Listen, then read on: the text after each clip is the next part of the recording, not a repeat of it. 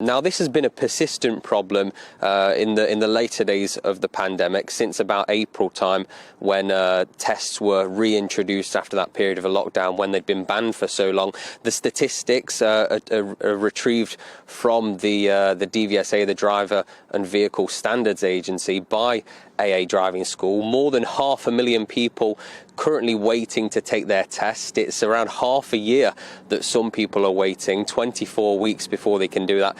The managing director of AA Driving School, who's quoted in the release about this, said that driving instructors have adapted to make their lessons better, to make more lessons available, even when restrictions have been lifted, but the DVSA has still not caught up enough to meet the demand, and questions need to be asked about what support they can get to ensure they don't end up in the same position if restrictions are reintroduced.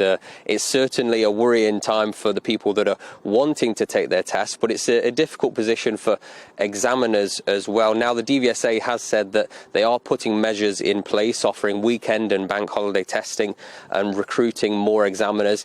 While I've been researching this story, I've spoken to a few test instructors who say that one of the main problems is that while the DVSA is making more of these slots available for testing on places like the weekends, like the bank holidays, there simply aren't enough instructors, examiners, or cars available. Most people that do their tests will do it in the car that they learned in, but with more and more people, a year's worth of backlog wanting to learn how to drive, the cars simply aren't available for people to take the test. Now, I do have a quote here from the DVSA, the Driver and Vehicle Standards Agency. It's from the chief executive, who says, we are doing all we can to provide as many tests as possible so we can get our services back to normal. With more than half of candidates failing and demand currently extremely high for tests, learners should only take their test when they are confident they can pass. So it's a difficult period.